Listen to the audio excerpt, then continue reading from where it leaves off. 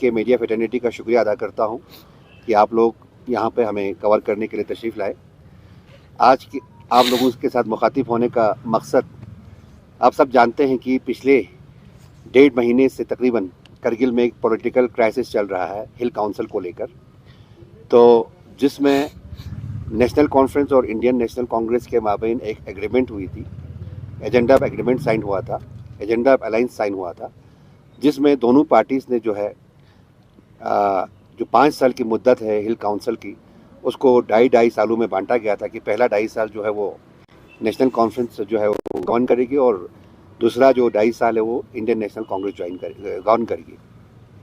लेकिन ये मुआहदा कंप्लीट होने के बाद हमारे जो इनकम्बेंट जो सीसी साहब हैं वो अपने अहदे से उठने के लिए तैयार नहीं हुए, तो हमारे 16 काउंसलर्स ने, आप जानते हैं कि काउंसिल की टोटल जो काउंसलर के सीट्स हैं वो 30 है, उसमें से 16 आदमी ने एक्सक्लूड जो हमारा मेजॉरिटी है उन्होंने जो है एक नो कॉन्फिडेंस मोशन जो है हमने डाला था ताकि जो ट्रांसफ़र ऑफ पावर हो जाए। और लेकिन तकरीबन आज 1 महीना 5 दिन हुआ है, इस नो कॉन्फिडेंस रेजोल्यूशन पर कोई सुनवाई नहीं हुई।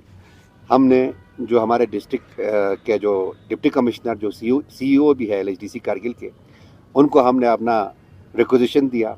देने के बाद उन्होंने एज़ पर एक्ट यहाँ यूटी एडमिनिस्ट्रेशन को भेजा ताकि इसके लिए फ्लोर टेस्ट का जो डेट है वो मुख्तस करें, लेकिन अभी तक उस पर कोई एक्शन नहीं हुआ।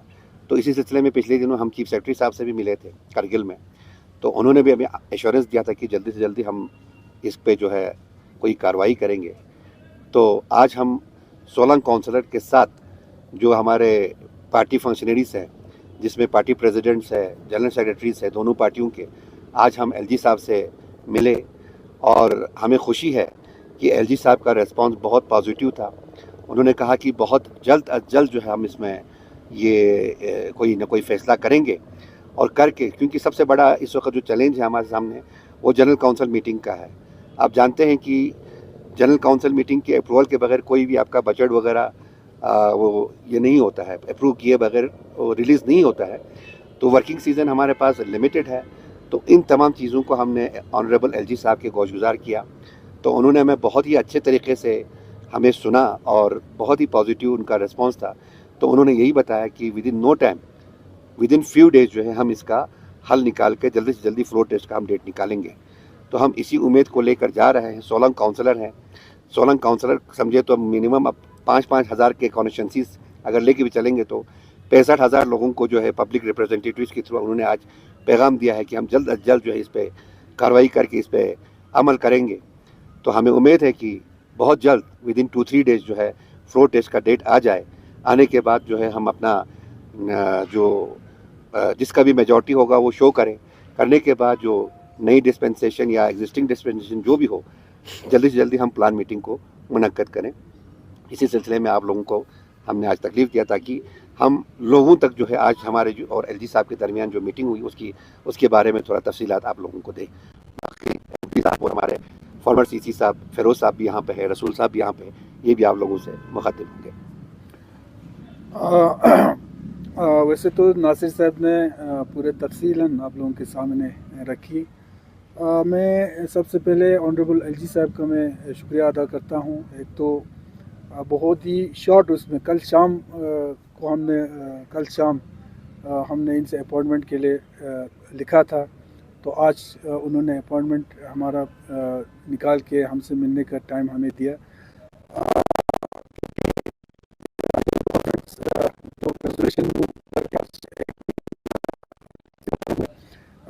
उसमें पिछले बार जब हम चीफ सेक्रेटरी साहब से मिले, चूँकि तकरीबन 10-15 दिन के बाद ही हमने जो है वो चीफ सेक्रेटरी से अप्रोच किया था, लेकिन उस वक़्त ऑनरेबल एलजी साहब जो है वो लद्दाख में नहीं थे बल्कि आउट ऑफ कंट्री थे। तो उस वक़्त भी सीएस साहब ने बड़े ही जो है उस वक़्त भी हमारे 16 के 16 काउंसलर्स उनसे मिले थे। हमारे जो भी ग्रीवेंस है उन्होंने सुना और एश्योरेंस दिया था कि एलजी साहब के वापस आने के बाद उनसे उनके सामने रखेंगे और इसमें कोई ना कोई जो है रास्ता निकालेंगे। लेकिन उसके बाद एलजी साहब से पहली बार आज हम लोग मिल रहे हैं इस सिलसिले में, तो बहुत ही अच्छा रिस्पॉन्स मैं समझता हूँ आज एलजी साहब का हमें देखने को मिला। चूँकि वो कंट्री से बाहर थे, लद्दाख से बाहर थे, इसमें टाइम जो है वो इसमें निकल गया, तो हमें एक उम्मीद जो है आज के मीटिंग से ये जगह है। जैसे कि नासिर साहब ने जो कहा, ख़ासकर खुसूसन ये जो काउंसिल के को जो जिस तरह से आज का हालात है, उसमें हमारे जो कैपेक्स जो प्लान है जो वो अप्रूव नहीं हो रहा है, उस वजह से पूरे डेवलपमेंटल जो काम है पड़े हैं। वर्किंग सीज़न हमारे पास बिल्कुल है नहीं, कम है, उसमें से ऑलरेडी 2-3 महीना गुजर गया है। विद इन डिस्ट्रिक्ट हमारे द्रास जैसे, संस्कार जैसे इलाके तो और भी आपके मौसमी हालात का आपको पता है। तो ये सारी चीज़ें हमने एलजी साहब के सामने भी रखा, सीएस साहब के सामने भी रखा, और उन्होंने ये एश्योर किया है कि जल्दी आने वाले कुछ दिनों के अंदर जो है कोई ना कोई डिसीजन लेंगे, और हमें उम्मीद है कि आने वाले 10-15 दिन के अंदर ये सारे चीज़ें ख़त्म होके हमारे जो डिस्ट्रिक्ट बजट जो है वो, कैपेक्स बजट जो है वो प्लान का मीटिंग होके वो पास हो जाए, और जो डेवलपमेंटल इश्यूज ख़ासकर हमारे जो ऑनगोइंग वर्क्स है, आज के डेट में बहुत सारे ऑनगोइंग काम जो है वो बंद पड़े हैं, ये प्लान की मीटिंग ना होने की वजह से, क्योंकि फंड्स रिलीज़ नहीं हो रहा है। ठेकेदार जो है वो जितना उनकी कैपेसिटी में था वो तो उन्होंने काम ऑलरेडी किया है, अब उस कैपेसिटी से बाहर जाके वो लोग काम कर नहीं पा रहे हैं, तो सारे जो है डेवलपमेंटल जो वर्क से वो ठप पड़े हैं। तो हमें उम्मीद है और यकीन है आज की मीटिंग से और भी हमें उम्मीद जागा है कि जल्दी से जल्दी जो है ये इशू रिजॉल्व हो जाए, और फिर से एक जो काउंसिल जो है वो नए काउंसिल एक गठन होकर जो है जल्दी से प्लान का मीटिंग हो जाए। सर हफीज़ आप ये बताइए कि अभी जो प्रेजेंट का जो काउंसिल कारगिल में है वो नेशनल कॉन्फ्रेंस का है और कांग्रेस का है, उसमें अभी सीसी जो है उसका कुर्सी संभाल रहा है अपना नेशनल कॉन्फ्रेंस आखुन साहब ने, तो आखुन साहब पे किस तरह का एक्शन होगा, क्योंकि सारे काउंसिलर आप बता रहे 16 का 16 काउंसिलर यहाँ पर है, तो आने वाले दिनों में उन पे किस तरह का एक्शन होगा? देखिए, हमारे सामने आज एक्शन रिएक्शन इन सारे चीज़ों के लिए कोई ये है नहीं, ना टाइम है, ना उस पर सोच रहा है, ना उस पर बात हो रहा है। हमारे लिए सबसे बड़ा जो मसला है वो कुछ भी करके जल्दी से ये काउंसिल के गठन हो, और जो कैपेक्स बजट जो है वो प्लान का मीटिंग हो। हमारे लिए सबसे बड़ा पार्टी से भी ऊपर, हर चीज़ से ऊपर हमारे लिए आज हमारे डेवलपमेंटल जो वर्क जो बंद पड़े हैं, जो हमारे ठेकेदार जो परेशान है, हमारे लोग परेशान हैं, उसका कोई ना कोई जो है हल निकले, हम उसके ऊपर हम अभी सोच रहे हैं। सर, आप कोalition में एनसी और कांग्रेस जब ये इलेक्शन जीता है तो आप काफ़ी यूनाइटेड नज़र आए उस समय, इस वजह से जो है आपको सीट भी मिला है। तो ऐसा क्या हो गया इन बीते दिनों में कि अब जब सीट के बराबर के जब हिस्से आपको बनने थे, तो ऐसा क्या पॉलिटिक्स आन पड़ा कि आज जो है काउंसिल में बजट जो है कैपेक्स बजट की मीटिंग्स नहीं हो रहे हैं, जिन वादों पे आपने कुर्सी उस समय काउंसिलर को दिए या सीसी जितने भी एग्जीक्यूटिव्स थे, आज ऐसे क्या चेंजेस हैं, क्या पॉलिटिकल इसमें सिनेरियो है कि आज कारगिल के काउंसिल है इस तरह डिवाइड नजर आ रहा है? पार्टी लेवल पे जो हमारे एग्रीमेंट हुए थे 5 साल के लिए, हमने कोalition पे हमने वो इलेक्शन लड़ा एलएचडीसी का, और उसमें बाज़ाब्ता एक चीज़ मैं ये कहूँ, जिस वक्त हम लोगों ने ये कोalition किया, हमारे पार्टी से ज़्यादा उस वक्त जो हमारे लद्दाख के इश्यूज़ थे, एक यूनाइटेडली सबको एक प्लेटफॉर्म पे आके हम सबको इकट्ठे कर रहे थे। हमारे लिए सबसे ज़्यादा उस टाइम पार्टी से भी ज़्यादा हमारे लिए वो चीज़ था। तो उन सारे चीज़ों को मद्देनज़र रखते हुए हमने कोalition में आया, बाज़ाब्ता एग्रीमेंट किया, और आज भी पार्टी जो है उसी एग्रीमेंट पे, उसी वादे पे खड़ा है। यही वजह है कि आज पार्टी जो है इसी खड़ा है, और आज पार्टी हाईकमांड से लेके हमारे डिस्ट्रिक्ट के जितने भी हमारे पार्टी जो के अहदेदार है, हर कोई जो है इस एग्रीमेंट के पीछे खड़ा है। हाँ, इसमें हमारे सीसी साहब ने जो 2.5 साल के बाद उन्होंने छोड़ना था, वो अभी छोड़ा नहीं है, तो उसके वजह से हम लोगों को ये जो नो कॉन्फ्रेंस मोशन हमको मूव करना पड़ा। और इंशाल्लाह ये भी मैं आपको बताता चलूँ कि ये कुछ वक्त का एक ये आया हुआ है, इसके बाद जब ये काउंसिल का मसला हल हो जाएंगे, पार्टी भी ठीक हो जाएंगे, कोalition भी ठीक हो जाएंगे, और हमारे इलाका एक वो नहीं चला, हम बरकरार रखेंगे। सर, जिस तरह से डॉक्टर जाफर का हमें सुनने में मेरा कहना है कि उनका भी एक majority है, तो काफी काउंसलर वो तो सिंपल सी बात है। जब आपका फ्लोर टेस्ट आ जाएंगे, अगर अच्छी बात है, अगर डॉक्टर के पास मेजोरिटी, तो ये तो एक डेमोक्रेटिक एक प्रोसेस है। देखिए हुसैन साहब, हम हिंदुस्तान जो है दुनिया का सबसे बड़ा डेमोक्रेटिक सेटअप हिंदुस्तान में है, और हमारी डेमोक्रेसी की सबसे बड़ी खूबी यही है कि डेमोक्रेसी में सर गिने जाते हैं, तोले नहीं जाते हैं। तो उसी फ्लोर टेस्ट की डिमांड कर रहे हैं। वो फ्लोर टेस्ट हो जाएगा तो अगर डॉक्टर साहब के साथ मेजोरिटी है तो वो कंटिन्यू करें, तो हमारे लिए और भी अच्छा है, हमारे लिए और भी अच्छा है। ज़्यादा टाइम नहीं निकले। ये हर जगह दिखते हैं, जैसे बीजेपी वर्सेस कांग्रेस या कांग्रेस वर्सेस एनसी हो गया। अब एनसी वर्सेस एनसी, ये किस तरह का पॉलिटिक्स चल रहा है? नहीं, एनसी वर्सेस एनसी नहीं है मैम, ये कुछ लोग वर्सेस एनसी है। ये एनसी नहीं, एनसी की पूरी पार्टी जो है कोलेशन के साथ है। पूरी पार्टी हाईकमान से लेके डिस्ट्रिक्ट लेवल से लेके ब्लॉक लेवल तक हमारी जो एनसी पार्टी है उस मुआहदे के हक में है। कुछ लोग अपने लिए, अपनी मफाद के लिए, अपनी कुर्सी के लिए करेंगे, तो पार्टी नहीं है। पार्टी जो है पूरे जो है इसी जो कमर अली आखौन साहब ने दस्तखत करके गए थे मरहूम ने, जो हम 5 आदमी यहाँ पर बैठे हमने दस्तखत किया है, पूरी पार्टी जो है इस कोलेशन के साथ है, इस मुआहदे के साथ है। अब इंडिविजुअल कोई कुर्सी की लालच में करे, उसके लिए कोई कुछ नहीं कर सकता है, उसके लिए कोई चारा नहीं है हमारे पास। सर, क्या लग रहा है कि कोई ताकत जो है, बारूनी ताकत जो है, कोई यहाँ काम कर रहा है? नहीं, हम नहीं समझते ऐसा नहीं कोई है। ताकत है या कोई वो है। वो भी एक चीज़ है सर, अभी मुहर्रम का महीना चल रहा है, हम मुहर्रम के एंड तक आशुरे तक इंतजार कर रहे हैं। अगर ताकत है तो इंशाल्लाह पब्लिक की जोर से ताकतों को भी हम दिखाएंगे, ऐसी बात नहीं है। लेकिन आज एलजी साहब ने जो हमें वादा दिया है, चीफ सेक्रेटरी ने वादा दिया है, हमें पूरा उम्मीद है कि यूटी एडमिनिस्ट्रेशन जो है डेमोक्रेसी के साथ है, कानून के साथ, एक्ट के साथ है। तो अगर खुदा ना खास्ता ना होता है तो जमहूरियत है, सड़क पड़ा हुआ है, लोग पड़े हुए हैं, शुरू हो जाएगा स्टेशन है, वो बात नहीं है, चूंकि तो कोई नहीं बैठेगा। लेकिन हम यूटी एडमिनिस्ट्रेशन को भी मौका देना चाहते हैं, इसीलिए 16 काउंसलरों का आज हमने परेड कराया एलजी साहब के सामने खड़ा करके। क्योंकि जैसे आपने भी बोला कि डॉक्टर साहब के पास 16 है, तो लाए ना 16 लेके आए। डॉक्टर साहब के पास तो 16 नहीं, हमारे पास 20 हैं। 16 तो स्टार्ट में हमने एक दस्तखत करके दिया है। जिस दिन नोटिफिकेशन निकलेगा इंशाल्लाह डॉक्टर साहब भी हमारे साथ होंगे, क्योंकि डॉक्टर साहब ने हमारे साथ वादा किया है, नोटिफिकेशन निकलते ही मैं रिजाइन कर दूंगा। ये ऑन रिकॉर्ड है हमारे पास, और हमारी पूरी पार्टी के सामने ये जो है फैसला हुआ है। जिस दिन नोटिफिकेशन निकलेगा डॉक्टर साहब इंशाल्लाह हमारे साथ, वो भी हमारे भाई हैं।